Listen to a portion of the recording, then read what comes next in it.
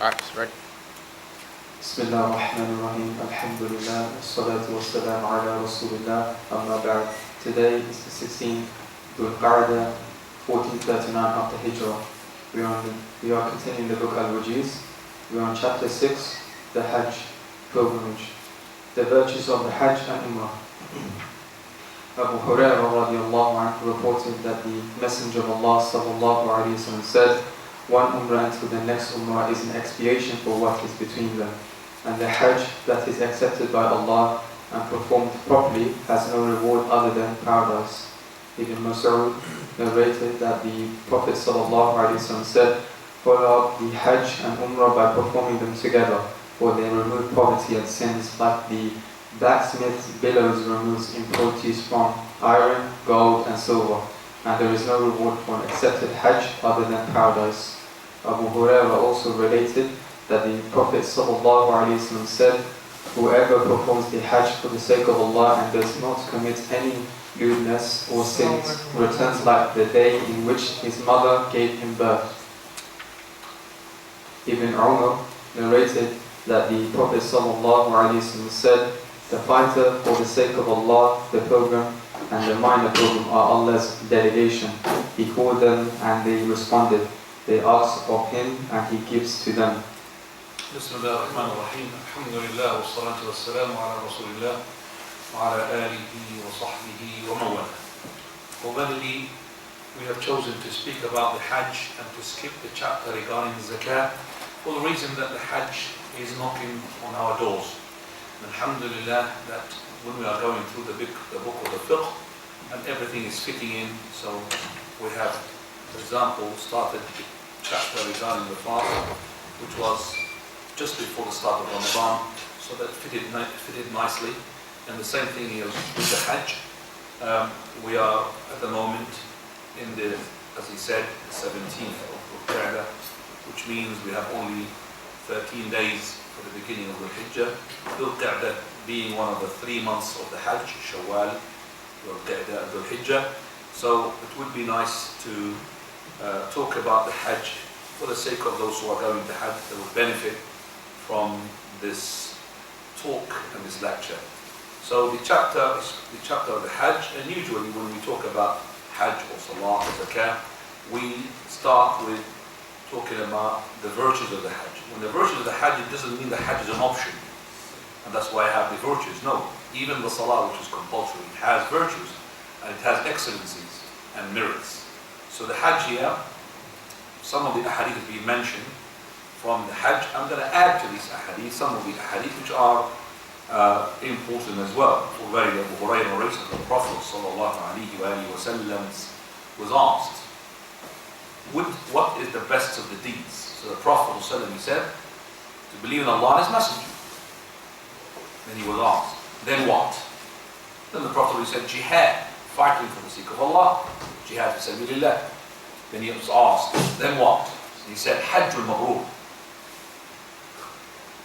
And Hajjul Mabrur, I mean the righteous Hajj, the Hajj that ends with, number 1, the Hasanat, number 2, it's following the steps of the Prophet ﷺ. Also, from the hadith that was not mentioned here, we could add that Aisha radiallahu anha, wife of the Prophet of Allah, she said, Messenger of Allah, aren't we supposed to, or allowed to, or should we, or shall we fight along with you? Because you can see the jihad. She wants to go and participate in the jihad. So he said, well, verily, the best of the jihad, the most beautiful jihad, is al-Hajj, Hajjul Mabrur. Aisha, she said, I did not stop making Hajj since I heard the Prophet ﷺ saying that. So she was performing Hajj every year after the death of the Prophet ﷺ. Amr ibn al-As, radiallahu anhu, when he embraced Islam, he said, when Allah Azza wa Jal made the Islam in my heart, I came to the Prophet ﷺ. So I said to the Messenger of Allah, stretch your hand, your right hand, in order for me to pay the pledge. So he stretched his hand, and I took my hand away. So he asked the Prophet to stretch his hand, and the Prophet was waiting for him to put his hand into his hand in order to give him the allegiance. So Amr ibn al-As, he pulled his hand away. It's like stretch your hand, and then he did not. He said stretch his hand while his hand is open. Then Amr ibn al-As took his hand away before he had taken the hand of the Prophet. So the Messenger said, what's wrong, Amr? He said, Messenger of Allah, I want to make a condition before I give you the pledge. He said, what is that condition? He said that Allah will forgive you. So he said to him, don't you know that following things will destroy your sins? Islam destroys anything before it. Hijrah, making migration, would destroy anything before it. And Hajj would destroy anything before it. Destroy, that means wipe off or wipe out. So here the Hajj was in comparison with what? With Islam, with the jihad. Imagine somebody embracing Islam. What happens to his previous sins? They're all going to be cleared. He's going to be resetting the meter. Same thing with the Hajj and the same thing with the Hijrah. Abdullah ibn Umar, can I just ask, we was set, did nobody play with it while I was talking? Sorry? Did anybody put Islam? No. Just like this now. Just now. It's okay. Since he started, no. Okay, good. I like it like this. Very good. And is it good for the sisters before I start continuing? You can hear it? It's good. Alhamdulillah. Right. Abdullah ibn Umar, he said, which is the hadith which is mentioned in the book, that the Prophet ﷺ said, Al-Ghazi fi sabilillah. The one who fights for the sake of Allah is in the sake of Allah. And the Hajj wal Mu'tamar, also he is the delegates that come to Allah. He had called them Allah, they responded. And they've asked him, he had given them. Now, Abdullah ibn Umar narrates another hadith for us, which is, the Prophet ﷺ, he said, when the camel lifts up its foot towards the Hajj, okay, then Allah subhanahu wa ta'ala would write a hasana for each stride of the camel, and sin will be removed, and he will be elevated a step in paradise. So every stride of the camel, now you say that I'm not having a camel at the moment. Well, whether it's a camel, or a car, or a foot, or a plane, don't worry, it's going to be recalculated. Same thing. So it shows you that how many steps the camel would stride, and how many strides the camel would do towards the Hajj, how many hasanat will be given, how many sayyi'at will be forgiven or wiped out, and how many steps it will be elevated in paradise. Al-Hajj is a jihad which has no pricking thorn in it. You don't fight. A man came to the Prophet and said, Messenger of Allah, I'm a coward. I am a weak man. So he said to him, okay, let's go to a jihad where there's no fight in it. There's not even a pricking of thorn, which is Hajj. Look at that. He said to him, I'm a coward, Messenger of Allah. I'm scared to go and fight. So let's just go to a Hajj where there is no fighting. Abu Hurairah writes of the Prophet ﷺ, he said, the fight, the jihad of the old and the jihad of the elders, the jihad of the youngsters as well, and the jihad of the weak, jihad of the women is Hajj and Umrah. Prophet ﷺ, he said, Al-Jihad, Al-Hajj jihadu kulli dhaif. The Hajj is the jihad of every feeble, weak person. And your Hajj and your Umrah will be rewarded according to your tiredness, according to your expenses that you have paid. Aisha radiallahu anha, she said, Messenger of Allah, people go back with Hajj and Umrah and they go back with one because she had a menstruation. So he said to her, okay, wait until you are clean, and then you go to the Tan'im. I will explain that inshallah. You come to the Tan'im, which is one of the places where indicates the inviolable area, the sacred area of Mecca. Go to the Tan'im and then make Umrah for Bareilly. Your Umrah, it will be rewarded according to your stride, how much effort you've put, and your expenses, how much you have spent. He who comes out, okay, to Hajj, and he dies, what sort of reward he would get? Abu Hurairah narrates of the Prophet ﷺ, he said, he who comes up from his house, making Hajj, and he dies, then it will be recorded for him the reward of Hajj until the day of resurrection. Same thing when the person comes out of his house for the sake of Umrah, then he dies, it will be recorded for him the reward of the Umrah until the day of resurrection.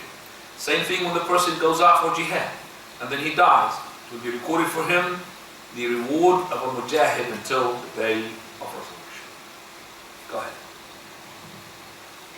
Hajj with Umrah is obligatory at least once in the lifetime of every adult, same free Muslim who has the capability to perform it. Allah subhanahu wa You ta'ala. don't have a title before we started that. You don't have that. So the rule of the Hajj, you don't have that. Oh yes, just read it. I've read this. It's not yet, it's here. Supposed to be there. That title's supposed to be there. Yeah, because you're saying, you know what you're saying Hajj is compulsory, isn't it? So you're reading? Now that title's supposed to be there, the rule of the Hajj. It says obligatory. The title is being shifted down, I don't know why. Before the title. It's still before the title. Still again. Yeah, but I mean that title should be before that talk. You understand me? Yeah. Because he's saying Hajj is obligatory, that means the rule of the Hajj. So you can change now. They put the title here. Yeah, you have to circle the title and shift it at the top. Okay. The ruling of the Hajj. Hajj with Umrah is obligatory at least once in the lifetime of every adult, sane, free Muslim who has the capability to perform it. Allah subhanahu wa ta'ala says, Inna awwala baytu wadi'a lin-nasi. Inna awwala baytin wudi'a lin-nas.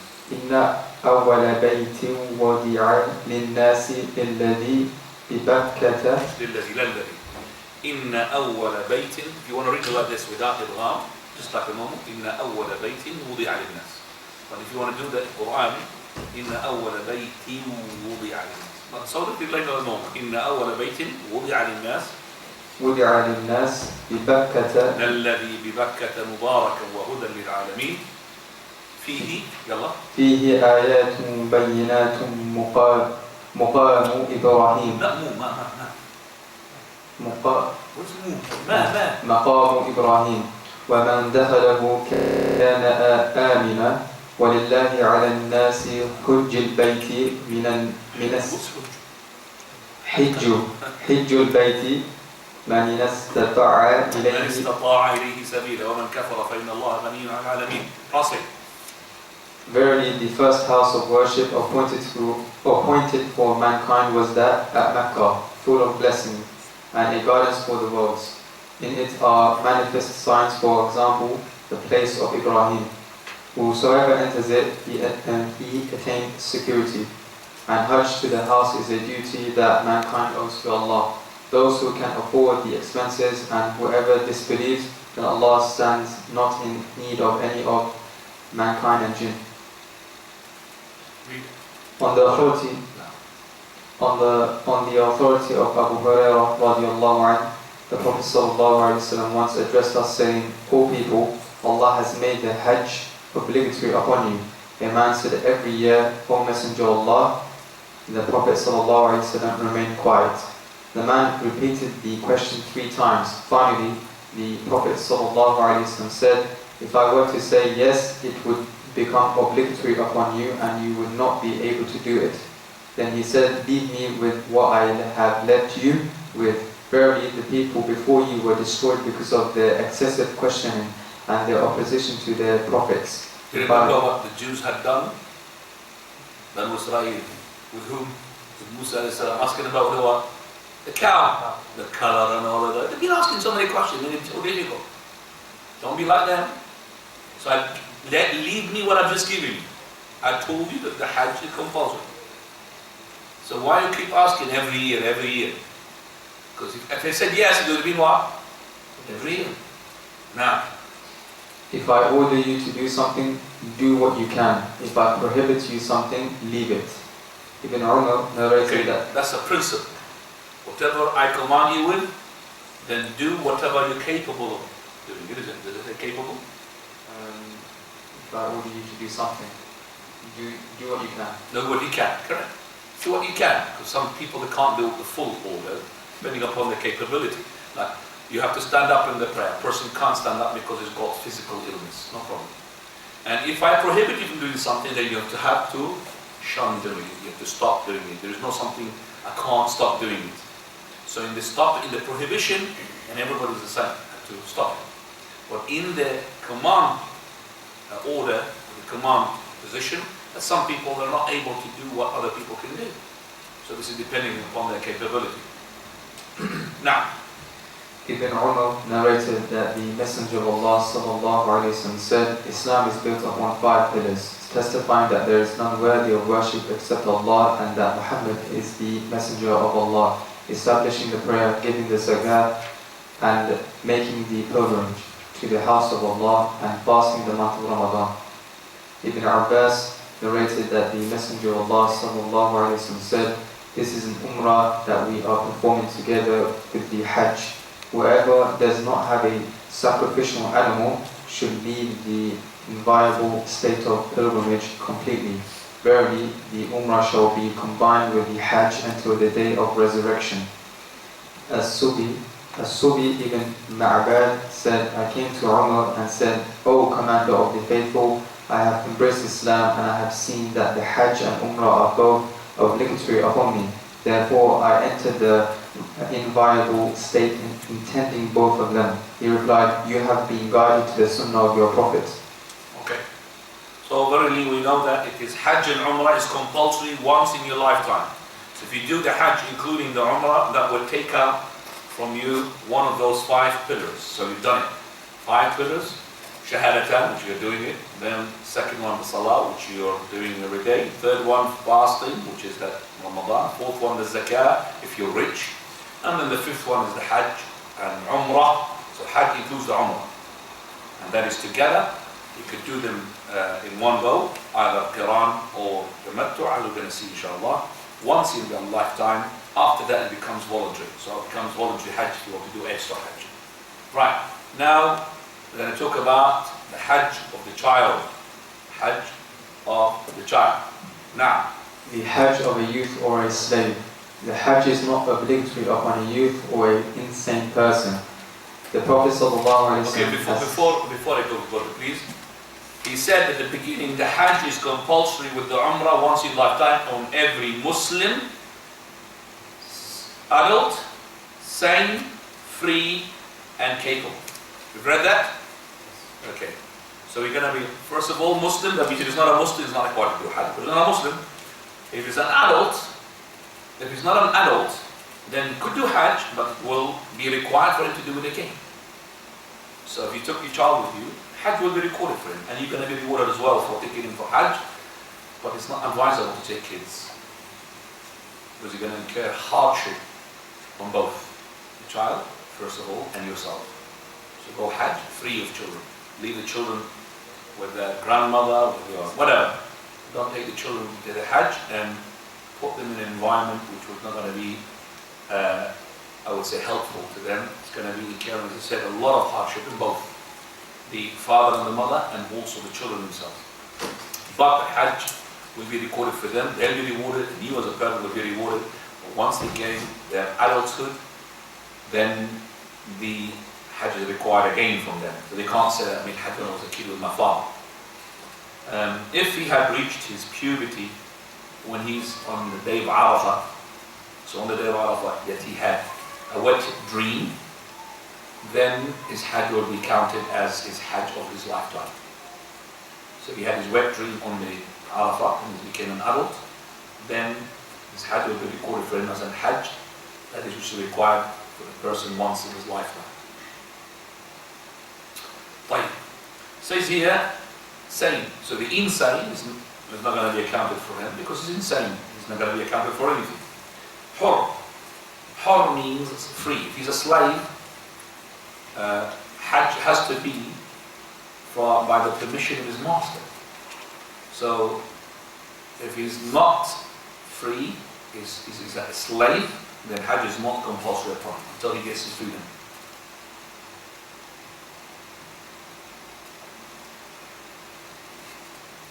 Istita'a, capable. The istita'a we're going to explain it inshallah in the following title. which is what is the istita'a, capability. Okay, now go back please to the Hajj al-Sabi, Hajj of the child and the slave. Now. The Hajj is not obligatory upon a youth or an insane person. The Prophet ﷺ has said the pen recording the deeds has been raised and it is not recording for three. The one who is sleeping until he awakens, the child until he reaches the age of puberty, and the insane one until he becomes sane. The Hajj is also not obligatory upon the slave, as he is not able to perform it due to his being preoccupied with serving his master. However, if a youth or slave does perform the Hajj is considered valid, but it does not suffice for the obligatory Hajj that is obligatory upon them after they reach puberty or are freed. Ibn Abbas narrated that a woman lifted her child to the Prophet ﷺ and said, "Can this one make Hajj?" He replied, "Yes, and for you will be a reward." He also narrated that the Prophet ﷺ said, "Any youth who makes the Hajj and then reaches puberty must perform another Hajj. Any slave who makes the Hajj and it is later freed must make another Hajj." Abu Hurairah radiallahu anhu, he said, "Verily, had it been for three things, I would have chosen to be a slave."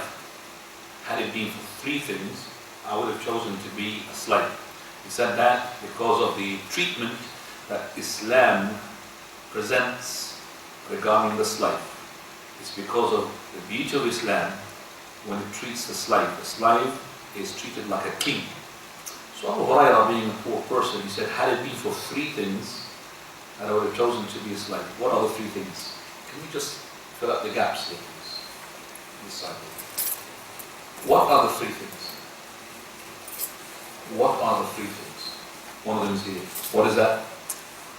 Hajj. Because he cannot make Hajj except with the permission of his master.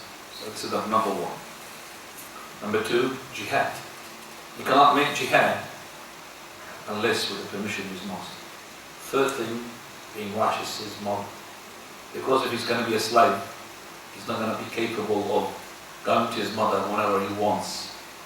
He said, had it been for those three things, being dutiful to my mother, and the jihad, and also the Hajj, I would have chosen to be what?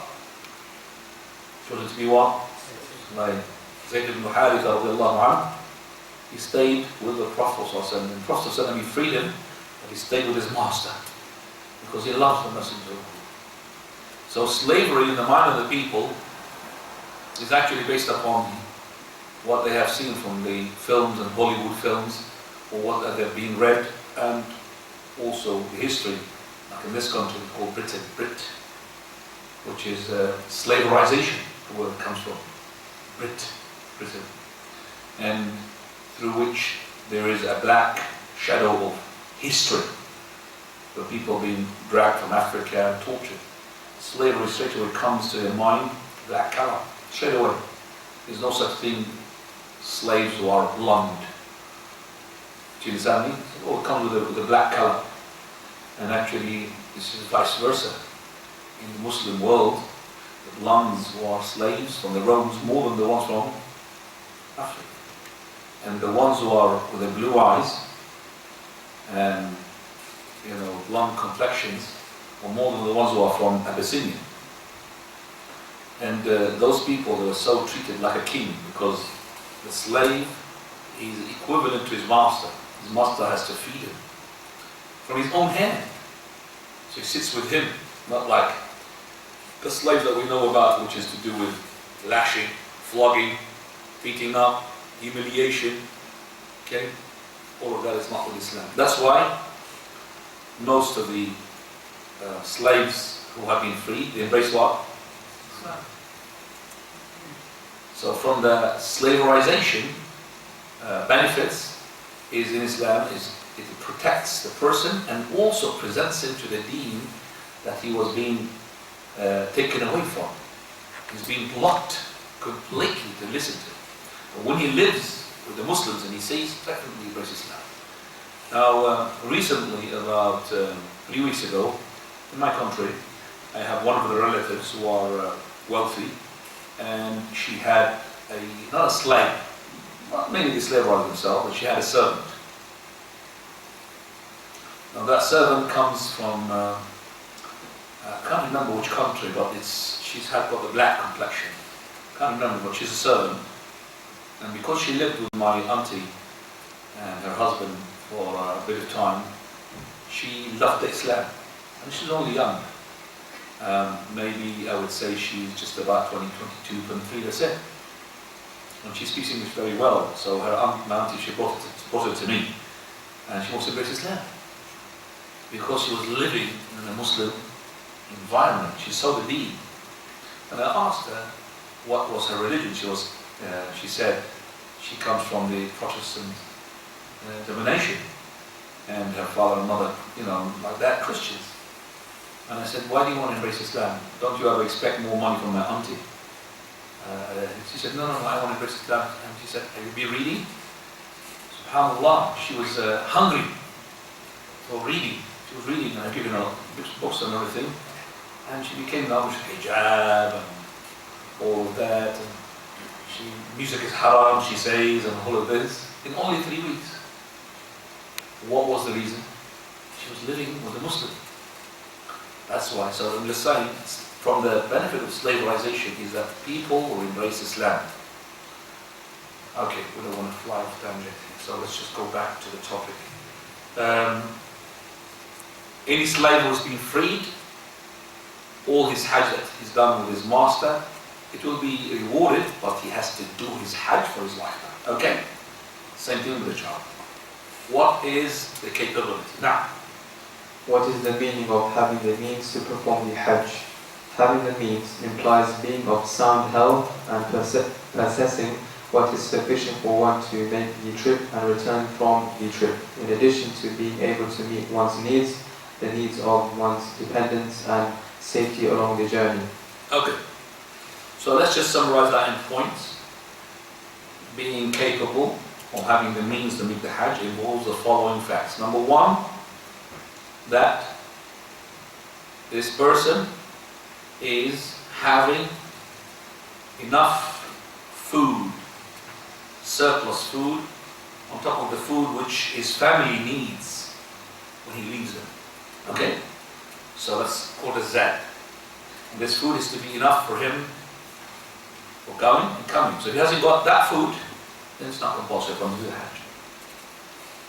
Then also, to have a rahila. A rahila means, which is the, can you continue please, and I'll do it? Well, can you continue? The evidence for having sound health is in the narration from Ibn Abbas, who said, a woman from the tribe of Qatar said, O Messenger of Allah, my father still has to perform the obligation due to Allah of the Hajj, but he is an old man who is not able to ride a mount. Can I perform the Hajj on his behalf? He replied, perform the Hajj on his behalf. The condition of owning what is sufficient for the journey in addition to one's needs and the needs of one's dependents is based on the statement of the Messenger of Allah sallallahu alaihi wasallam. It is sufficient of a sin for a person to neglect those who are dependent on him.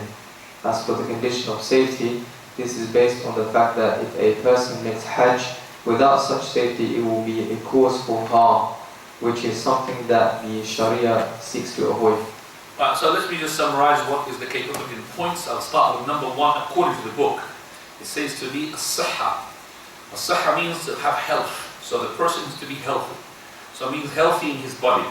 So he is incapable physically to perform the Hajj because of his old age, because of his illness, and the illness which is, we call it a long-term one, okay, chronic illness.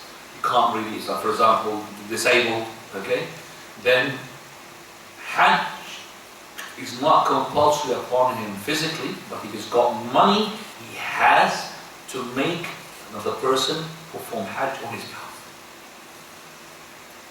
So this person was physically incapable of making Hajj due to disability, due to old age, due to illness, which is chronic. It's not going to be, in the long run, it's not going to be cured from it. And if he's capable financially, he must provide money to another person in order for him to make Hajj on his behalf. Or another person will not ask him for money, it doesn't matter, but he has to have somebody else performing Hajj on his behalf with his permission. So this person, he's got this ability, yet he is not willing to make Hajj, even if he becomes capable. And another person, because he's a son or a close relative, he wants to, give him benefit because he thinks this guy's going to die without performing Hajj, so he could perform Hajj on his behalf without that person knowing, without his permission, he will not reach him. You understand that? It has to do with his authority. His command, yes, I want you to make Hajj on my behalf. So he would provide him with the money, or the other person would do it just like a gift. The second condition is that, according to the book, that he's to be capable of having food for his journey, going and coming back. Going and coming back, which is a surplus of the food that his families need. Third condition is the rahila. Rahila means the transport. So he has to have a transport. Transport that is will take him and bring him back, whether it is on land or by sea or by air, by flying. Okay, so it has to have the transport. If he lives next to Mecca, then there is no condition regarding the transport. So the transport is not a condition for Hajj to be compulsory upon him, because it is a close distance. So you could really walk to it, for example. So it's close to Mecca. Right, so this is called al-rahila, if we call it the transport. The fourth, so one we said the health, then the food, then the transport. The fourth condition, which is that the person have a safe route. So if the person is not safe by going to Hajj, because there's lots of bandits, the bandits and all brigandry, by the word brigandry, people kill people just for the sake of money, okay? Or because of a plague, on the way is a plague, a disease, an epidemic. He might catch it, so he's scared, okay? Or he's scared that somebody's gonna not just kill him, take his money, rob him, okay? So he is actually from those who are not capable, so Hajj will not become compulsory upon him. So that's the fourth condition. The fifth condition, also, that there is no obstacle from him to go to Hajj because he might be, for example, imprisoned, or because he's scared of, for example, the tyrant leader he might put him in prison. Okay? If there is something like this, then it's not compulsory to do the Hajj. Okay? So he's scared of being locked up in prison, or because of a tyrant leader, then Hajj is not compulsory upon him. Right, now we come to the Hajj of the woman. Hajj of the woman adds another condition, and that is the husband or the mahram. If she hasn't got the husband or the mahram, Hajj is not compulsory upon her. Now, the woman's Hajj. If the condition of having the means described above are met by a woman, then the Hajj is obligatory upon her exactly like it is upon a man. However, in her case, there is one additional condition, that she be accompanied by her husband or a male relative. If she cannot meet this condition, she does not have the means to perform the Hajj. Ibn Abbas narrated that he heard the Messenger of Allah sallallahu alaihi wasallam say, a man should not be alone with a woman unless there is a male relative present, and a woman should not travel except when accompanied by a male relative. Then a man stood and said, O Messenger of Allah, my wife has left to make Hajj while I am recorded to participate in such and such military expedition. The Prophet ﷺ told him, go and make Hajj with your wife. Also, Sayyid Khudri narrates the Prophet ﷺ, he said it's not permissible for a woman who believes in Allah on the last day to make safar, journey, okay, which is 3 days upwards. Because 3 days is the journey at that time. 3 days like a distance of maybe these days for 2 hours. 2 hours in a car means 3 days, okay, to travel, okay, which is a journey, except with her father or her son or her husband or her brother or any person who is mahram. Mahram, which is a male who is adult. So the mahram has to have fulfill the conditions. Number 1, he's male. Number 2, he is adult. Number 3, he is sane. And number 4, he is not allowed to marry her permanently. Do you understand those conditions? So the mahram, to be a mahram, he has to be a male. She cannot be a female. So she could travel with a husband or a mahram. The mahram has to be male. Number 2, he has to be adult. So if he's a young child, he cannot be mahram. Sane, it's not sane. Okay. And number 4, that he is not allowed to marry her permanently, like a son, like a nephew, okay, like son-in-law. And remember, I did not mention the condition he's a Muslim, so he could be a non-Muslim. So if her father is a non-Muslim, he's a mahram. Her son is not a Muslim, he's a mahram. Do you understand? Are you following me? Or? So those are the 4 conditions for the mahram. Right. Not delaying to perform the Hajj. It is obligatory upon one who has the means to perform the Hajj without delay. The Messenger of Allah sallallahu alaihi wasallam said. Before that, it's very important to know that the woman, regarding we said the conditions for the person to have Hajj on him compulsory. We have mentioned, for example, the health in the body, but he has to give money to if he's got financial good situation, financial situation to give them the person, and has to be capable and to provide the transport and safety of the route, and he's got nothing to be stopping him from the Hajj.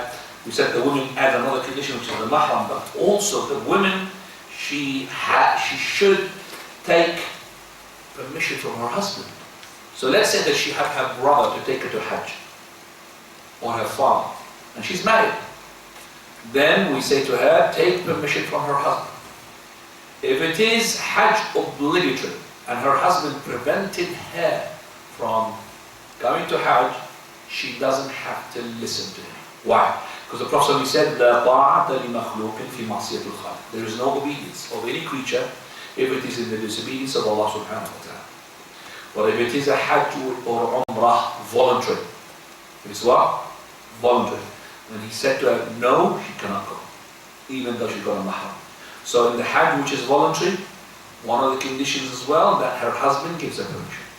But if it's obligatory, so we say to her, take the husband's permission.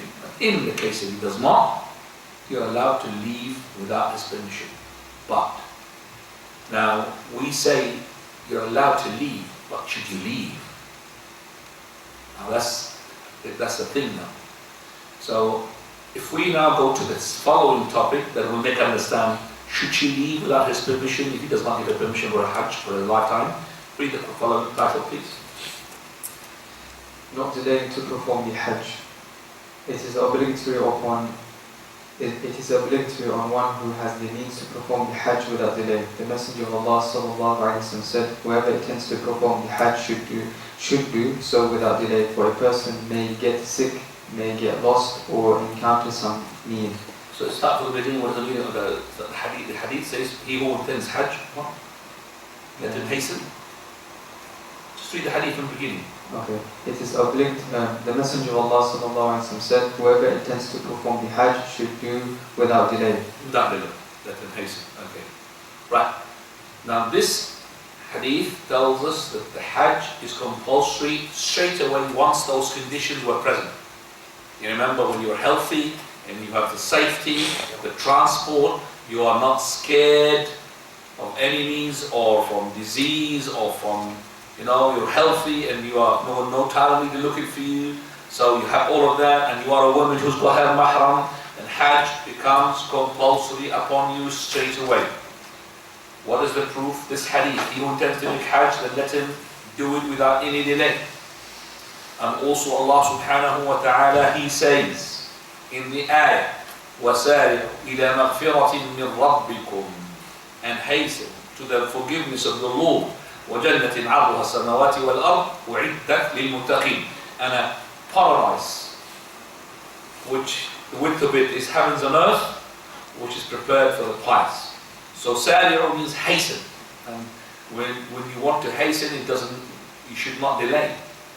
Okay? So these two, the ayah, the verse and the hadith tells us that you should do the hajj as soon as you have those things that we have mentioned ready.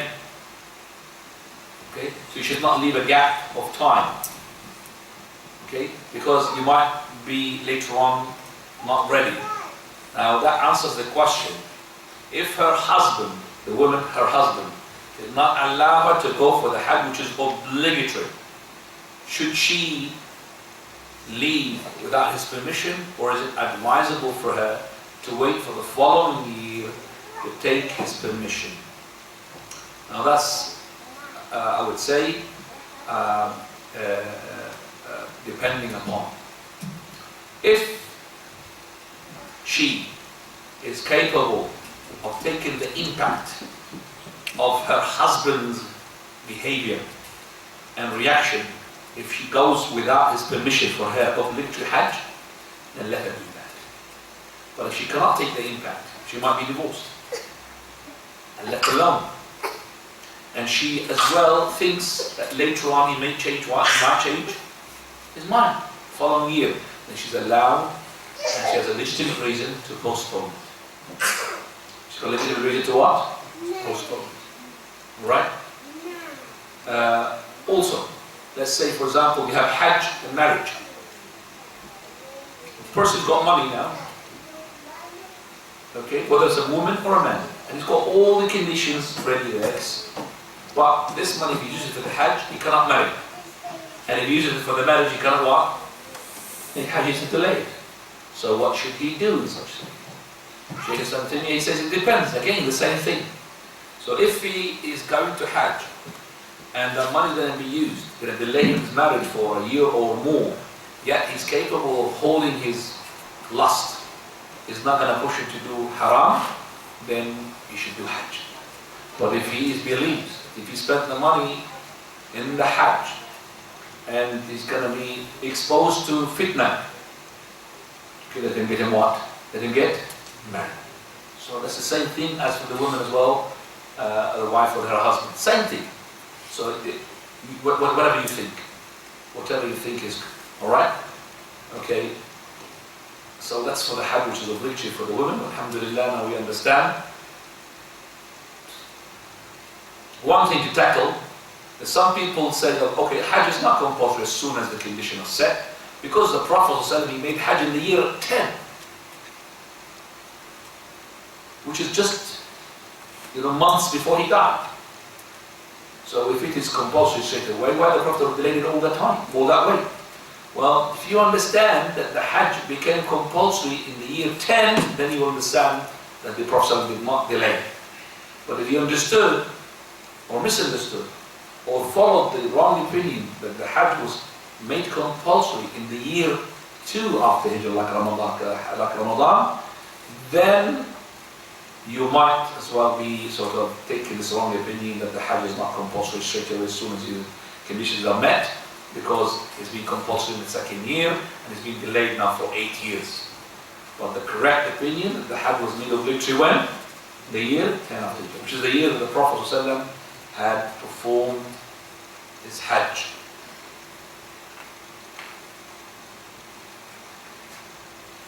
There's another as well explanation from Shaykh al-Albani, which is very good, that let's say for the sake of argument that the hajj was imposed upon the Muslims to be obligatory well before the year 10 after Hijrah. Where is the proof that the Prophet of Allah was so free to do the hajj in all these years, from the time it became compulsory until he had made the hajj? Where is the proof?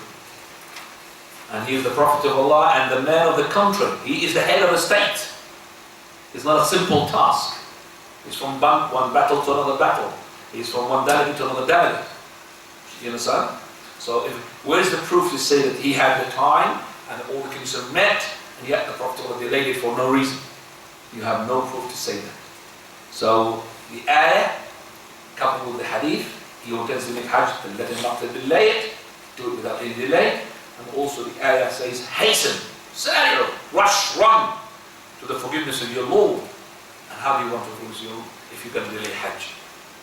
Right. That as well is a good explanation from our Shaykh, rahmatullahi alayhi. Okay. Come to the following topic now. Time and local restrictions. There are time and local restrictions known as mawaqit. Okay, before we do the mawaqit, there is something which is as well linked to making hajj on behalf of somebody. Because we haven't talked about the person who died. We talked about the person who is incapable physically. So we said if he's financially capable, and let him what? Pay for someone to make hajj on his behalf. Well, this person now died. Okay, so this is making hajj on behalf of somebody who is dead. Now this is, hasn't been tackled here. We want to make it sure that you understand it. Right? He who had died and he did not make the hajj of Islam or his lifetime, or he made a vow to make a hajj and he did not make the hajj, or he had this disability not to make the hajj because of his old age, okay, then one of his sons should make the hajj on his behalf. One of his sons, I mean sons or daughters. Or one person to be deputized, but the priority goes to the children. If the children are not able because they are young, or because they are physically themselves incapable, or because there's something stranded them, then they could pass that task to somebody else. A woman from Juhayna, she came to the Prophet, she said, Messenger of Allah, my mother vowed to make a hajj, but she did not make hajj and she died. Shall I make hajj on her behalf? He said, yes, make hajj on her behalf. If you had some debt on your mother, would you be settling it? She said, yes, Messenger of Allah. He said, then it's more priority to settle the debt of Allah. It's a debt, because she made a vow, that's a debt. Also, Abdullah ibn Abbas narrates for us that a woman from Khaf'am, which is the one that we have narrated, he came to the Prophet and he said, Messenger of Allah, the hajj of the faridah was imposed upon his slaves, and my father is old, and he cannot be settling on top of the camel. So shall I make hajj on his behalf? He said yes. He said that as an answer for that woman in the Hajjat al-Wada, which is the farewell hajj in the year 10 after Hijrah. Right, so now he died, this person, I want to make a hajj, there's no children for him. Some scholars, they said that this person had the intention to make the hajj, and then he died. Then definitely somebody will make hajj on his behalf. But somebody who did not have the intention to make hajj, because he was an evildoer, he was not even praying, or he prays sometimes, he does not. And he never thought of making hajj, and he was capable of making hajj, yet he did not make the hajj. If he dies, and somebody made hajj on his behalf, would that reach him? Would he benefit from that? You understand? And that's where the scholars differ, and I deem that the correct opinion that you cannot make hajj on his behalf. And this is the same of Imam Malik, the same of Shaykh al-Albani, that if this person bluntly said it, he doesn't want to make hajj, he cannot make hajj on his behalf. Okay? Cannot make hajj on his behalf. Well, Shaykh al-Albani makes another condition that he has to make like a will for another person to make hajj on his behalf before he dies. But we do have hadith shubruma. Shubruma is a person who was carrying his father or one of his relatives. Hadith says one of his relatives, but it's most likely his father. And he says, Hujj shubruma, Hujj shubruma, Hujj shubruma. So the Prophet said, well, what is the Hujj shubruma? He said, the father of mine. Make it hajj on his behalf. Now, the Prophet ﷺ, he had approved that hajj on his behalf of his father, but he did not ask him whether he made your father will for you to make hajj on his behalf or not. And because of he did not ask that question, we say As long as you know that that person who died was willing to make Hajj, yet death came to him before he did it, before he had done it, then you're allowed to make Hajj on his behalf. Priority goes to the children. Then if the children are not able for any reason, then they will pass it to somebody else. They'll pay him money, or maybe the person wants to will it as ihsan, or maybe he's his friend. Even some people, just because he loves to do Hajj on others. I know a person, every time a person dies, he goes and makes Umrah on his behalf. I call that guy and said to him, brother, mashallah, doing very well, but you should know that. First of all, do you know the person who died? He said, yeah, I know him, vaguely. Well, first of all, do you know that maybe he didn't want to make Hajj or Umrah? Why are you making Umrah on his behalf without, knowing? Instead of wasting your time, wasting your own deeds, rewards that you're going to get for yourself, you make it Hajj on behalf of somebody. And the reason I phoned him actually because he made Hajj on behalf of somebody, he was Baha'i. That's Baha'i. He's following a sect which is kuffar, they're not Muslims. Even in his ID card it says his religion without. Bila. Because in our country, in Jordan, we only give the religion to those who are attributed to major religions. So we could write to Christian, Jew, Muslim, or not Baha'i. What is Baha'i?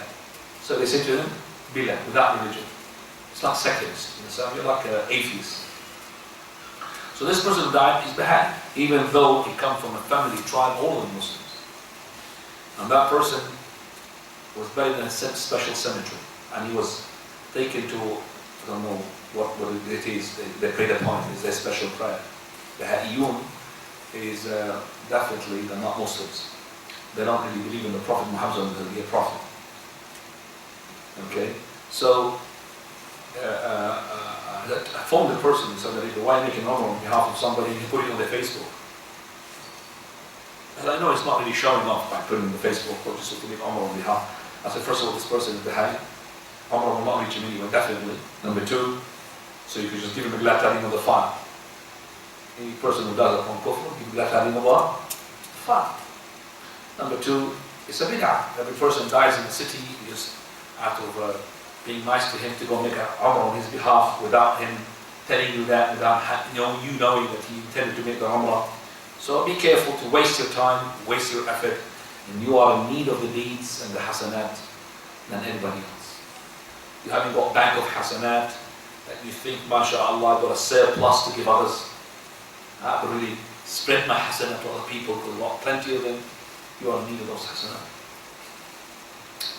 Right. You know that the ibadat are of three types. Ibadat which is linked to the body, purely to the body, nothing else. Like, for example, the fasting and the prayer. And ibadat which is linked also to the body and the money, like jihad and hajj. Okay? So, and ibadat which is linked only to the money, and that is the zakat. So ibadat linked to the money, the wealth, which is zakat. Ibadat linked to the body on its own, and that is like salah and so on. And ibadat linked to the body and the money, the wealth, which is like jihad and hajj. As for the ibadat linked to the money, just like the zakat, there is no problem for somebody else to pay the zakat on behalf of somebody else. As for the ibadat which is linked to the body, like the salah and the sawm, there is no difference among the scholars that nobody can do salah on behalf of somebody or do fast on behalf of somebody. As for the ibadat which is linked to both body and money, body and wealth, like the jihad and the hajj, the scholars have differed. And the correct opinion that you cannot do it on behalf of those unless they themselves made you to do it, or they intended to do it and suddenly they couldn't do it because of a certain reason. But if you knew that they did not want to do it, then there's no way that you're going to be reaches them. Wallahu ta'ala a'lam.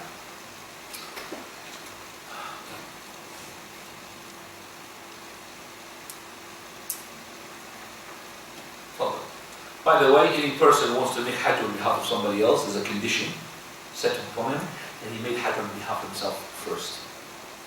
So if you want to make Hajj on behalf of somebody, you have to be made Hajj already on your behalf. So you are already had made Hajj on your behalf, and then you could be able to make Hajj on behalf of somebody else. Now, is it permissible for a woman to make Hajj on behalf of a man, or vice versa? No problem. No problem. So the man did not make Hajj because of old age. The woman, just like that woman, she said, I want to make Hajj on behalf of my father. So the Prophet ﷺ, he said to her, no problem, make Hajj on behalf of your father. When you make Hajj on behalf of somebody, is it allowed for me to take money? Yes, you're allowed to take money, which is for the expenses of your journey. But I'm not allowed to take more money, to make a profit out of it. And there is agencies these, says, Hajj on al-Ghayb. I'm like, you know anybody that wants to make Hajj? Why? I could make Hajj on his behalf. So we've got now companies, we've got shops and all of that, shop around now. He's cheaper than the other one, they didn't make Hajj on their behalf. And this one is making more sunnah than for me, they're going to make Hajj on their behalf. That's not, we're not supposed to have it. You just have to have ihsan. You could take the money, which is for your expensive. But to make money out of it, it's not recommended. Not to say it is disliked. Wallahu ta'ala a'lam.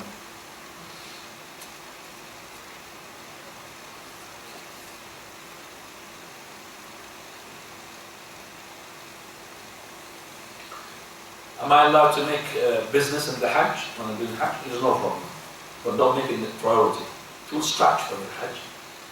Okay, so Allah subhanahu wa ta'ala says a number of persons that you could really make business after that. You could make Hajj, but not your intention just to go to Hajj, not for the business, inshallah.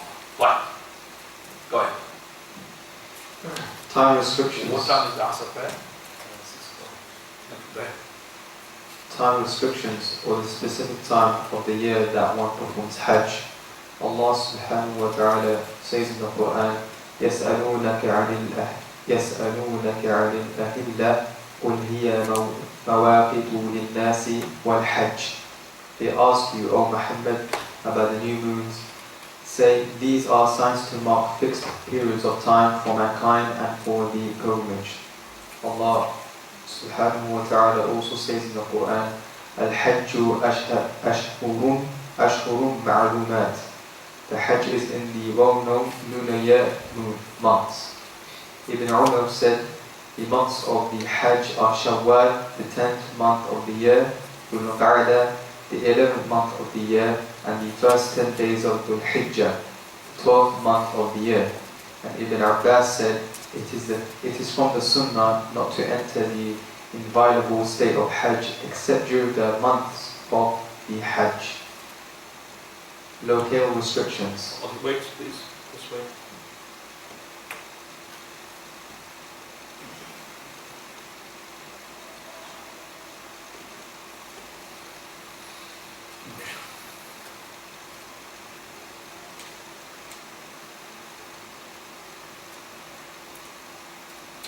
Now, Mawaqit, Miqat, is either a place or a time.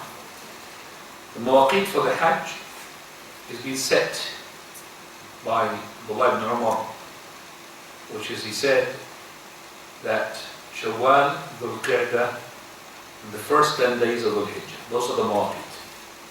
You make in Hajj, you start with Umrah, you start in Shawwal, and of course the Hajj days are in the 9th, and 10th, and 11th, and 12th, and 13th. Those are the 5 days of Hajj.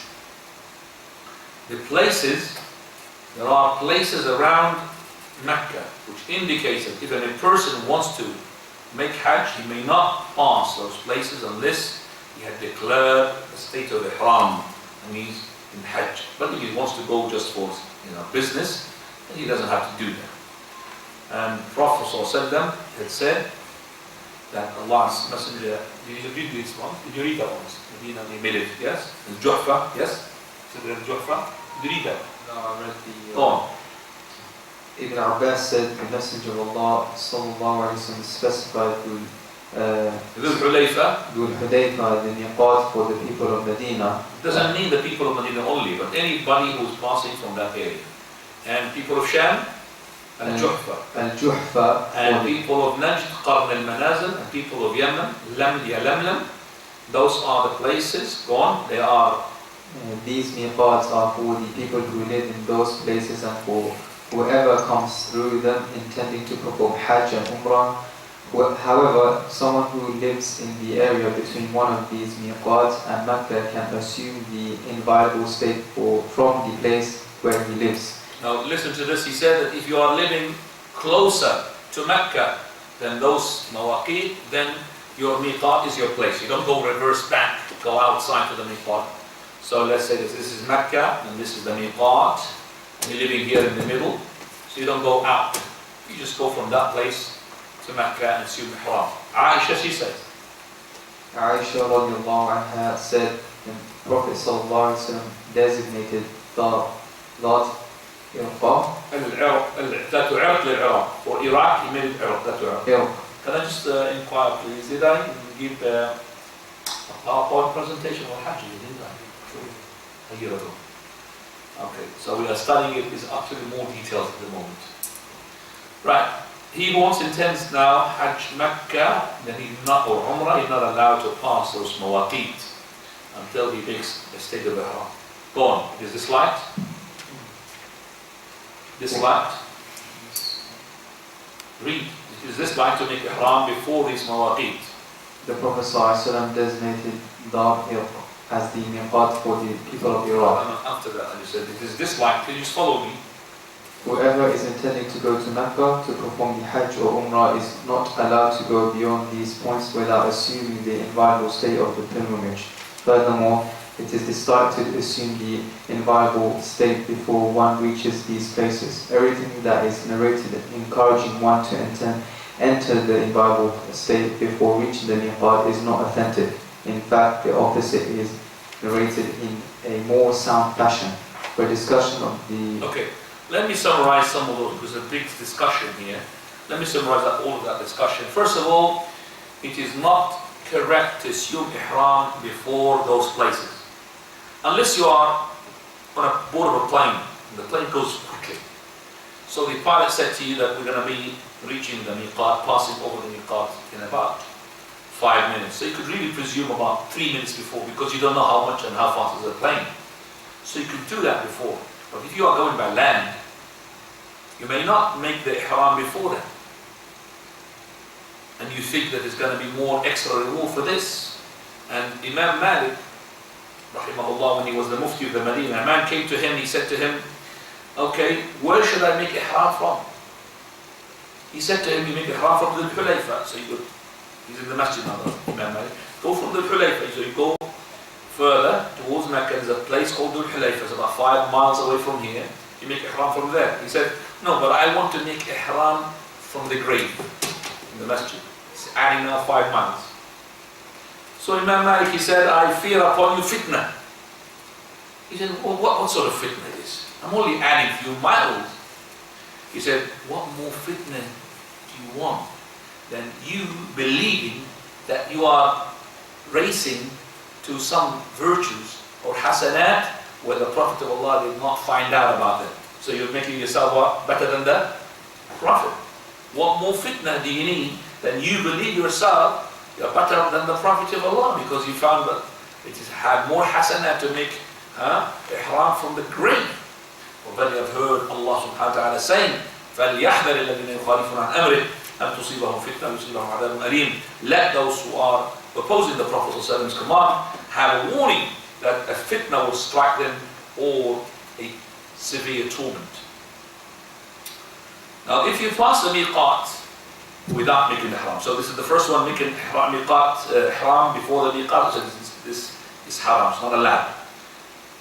It should be sin. But now a person who passed the miqat and then he made it after, if he passed the miqat, he should return back and make the miqat from there. Now, if he did not go back, he sinned. So if he made ihram from after, did not go back and make the ihram, he sinned. Now, should he pay a penalty, which is slaughter an animal? You're going to find this fatwa fluctuates a lot. We say there's no proof. no proof to make a slaughter. He's going to be sinned if he doesn't go back. So if he had started his tawaf and already did not go back to make the ihram, he's going to be sinned. But there is no such thing to impose upon us to say that he has to slaughter an animal, because you might find some fatwa like that. A man came to the Prophet ﷺ. Okay, a man came to the Prophet ﷺ while he was in the Ji'ran, which is not far away from Mecca. And he said, Messenger of Allah, what do you think regarding a man who made ihram with Umrah, yet he was having perfume, which is the woman perfume, immersed into perfume. Prophet of Allah went quiet for an hour. Then the revelation came to him. It possessed him. So the man came to the Prophet ﷺ. He entered onto the garment the Prophet was underneath, and you could see him sweating with his face, because it's like revelation is coming to him. And when he finished, he said, "Where is that man who asked about the Umrah?" So the man was brought, and he said, "Verily, wash the perfume 3 times, take out that clothes that's got the perfume, and do in your Umrah what you do in your Hajj." So this hadith is a proof, clear proof, that the Prophet never said to him that you've got to slaughter an animal or your Hajj is not correct. Okay? So that's a proof to say that there is no such thing that you slaughter an animal. There is slaughtering an animal in 5 cases. We're going to mention them, inshallah, when we come to the 5 cases where you're supposed to be slaughtering animals. Coming to the second following title, Al-Ihram min al-Miqat. This one we'll leave it, inshallah, for next time. Now, next time, if you just look at the calendar, please. Tell me what's the date.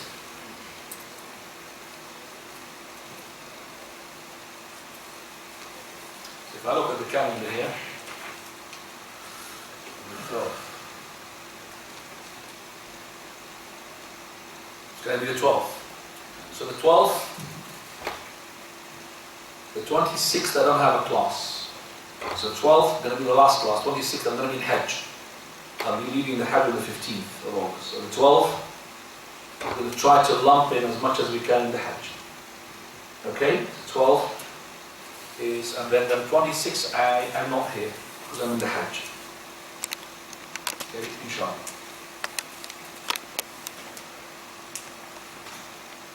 Right. If you have any questions regarding what we have heard, or something that you need to clarify, please go ahead. Fine. You mentioned Aisha before the Hajj every year after the Prophet's death. She had a male guardian to come. Of course she had a male guardian. They can't bring here, but she doesn't need it if she lives next to Mecca. Do you understand what I'm saying? She doesn't need it, but she had a male guardian, of course. Aisha radiallahu anha, she stayed in Medina, she died in Medina, and every time she goes to Mecca, she will have a male guardian with her, as her brother. But you need to know that the person is next to Mecca, he doesn't need a male guardian. So the woman is next to Mecca. The male guardian is only needed which is traveling. If you understood for me, male guardian for the Hajj, no, only if she's traveling to Hajj. So this traveling involved is male guardian. But if she lives next to Mecca, there's no male guardian what? Needed. No. Further. And some people, what they do, they will do the bathing and they'll put the ihram on, but they won't have the intention until they get to the miqat. Is that still? Say that again. So you come from the hotel, already taking a shower, and the ihram on, but no intention until they get to the miqat. Is that acceptable? The question is, I'm going to repeat the question so I make sure I understand it. This person had his ghusl, had his clothes of ihram on top of him, and does not make the intention until he reaches the miqat. Is that right? I think maybe there's a mixing up with 2 things, the intention and the action. The intention and declaring the state of ihram. As to the intention, I don't know, maybe somebody's got an intention today to make Hajj not this year, the following. Do you understand that? That's the intention. But the action, which is saying the words, it has to be in the miqat. Do you understand the difference now? So the intention could be now, before the hotel. I'm intending to make Hajj, I'm going to make Hajj this year, but I intend to make next year as well. That's my intention. But my actions, I cannot do them in Bedford. I have to do them where? In there. So when I start Takbirat al-Ihram, that's for the Salah. Also, it's equivalent to Takbirat al-Ihram is saying this word, Labbaik Allahumma bi-Hajj. That's everything. Is that answer your question? Yeah. So the words has to be in the miqat. So either in the miqat itself or in parallel to the miqat. So if you are coming, you don't have to go and, for example, drift or divert yourself from the route you want to go to the miqat. If you are living in an area which is where you are in between, no problem. And of course there are other things involved here we're going to be talking about. Like for example, the passing of over 2 miqats, not one. You understand me? 2 miqats. You're driving or you're flying. It's miqat first, the second miqat. Which one takes place? Do you understand me? So I'm passing the first miqat, I'm passing the second miqat. Which one should I declare my Sayyid al-Ihram? The farthest, or the most distance between miqat and between Mecca is Dhul Hulayfa. Then Al-Juhfa. Dhul Hulayfa is about 255 miles away from Mecca. And then there is Juhfa, which is about 180 miles away. Then after that, Qarn al-Manazil, then Yalamlam, which is only 50 miles, which is Yemen. And of course there's Dhatu Irq, which is Dhatu Irq. The Qarn al-Manazil, third, and then Dhatu Irq, fourth, and the fifth is Yalamlam, the closest one from Yemen, which is about 50 miles. Now,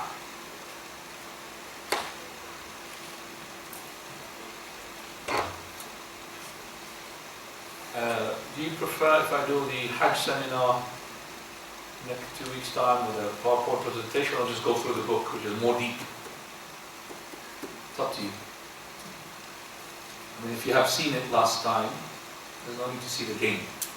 But if you want to see it again, I don't mind. So who wants to have PowerPoint presentation with projector? Put your finger up. Only one person. 2. Who wants it without the projector, just the normal way? 1, 2, 3, 4. Khalas. I don't need the rest. While we're standing up, we're going to prayer now. The reason why I'm standing, I'm sleeping. Stand up and sit down, and stand up and sit down. How many times can you do Umrah? How many times I could make Umrah before I do Hajj?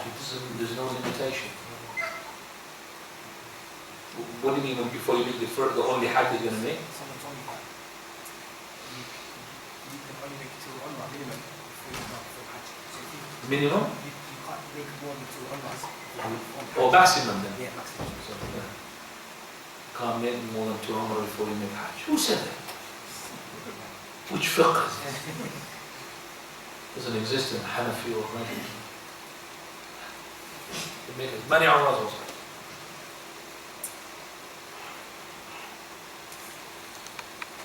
Prophet ﷺ made, just to nullify this and take it away from the window, he made 4 Umrahs. Okay? 3 of them before Hajj. And the only Umrah he made with Hajj is only the one which is in the year 10 after Hijrah. So he made 3 Umrahs before Hajj, and then he made the Hajj with the 4th Umrah. Okay? 3 Umrahs before Hajj.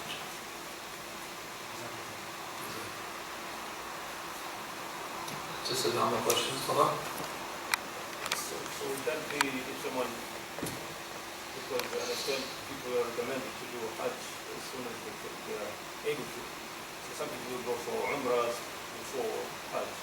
So from what you say, the Prophet did 3 Umrah and the third one, the 4th one. Would that be Sunnah, those who do it before? No, there's no such thing that we could say that you have to make 3 Umrahs or 2 Umrahs to be a Sunnah. Prophet of Allah you have an opportunity to make umrahs. But remember, the Prophet had the Hajj compulsory in the year 10 after Hijrah. Remember that. So if you had, for example, enough money now to make Hajj and Umrah, but you wanted to make Umrah, and then if you make Umrah, you'll jeopardize your situation, don't do it. Because you're going to do Umrah and Hajj will go. If that Umrah of yours is going to delay the Hajj of yours, don't do the Umrah. Don't make the voluntary postpone your religion. Really come first. But if you have the money to do lots of Umrah before Hajj, no problem. Remember your Hajj. So if you perform the first Umrah, which is compulsory, you need as well the Hajj, which is compulsory. So that's why I said Hajj Tamattu include both Umrah and Hajj. Now, when we talk about months of Hajj, it says Shawwal, Abu Qaida, and Hajj. I don't understand. Is that when you do Umrah, you have to do on that month in order to complete your Hajj? the question was that if I am, just have this chair, something doesn't go that way. It's broken. It's broken, is it? Sorry. Salafi chair.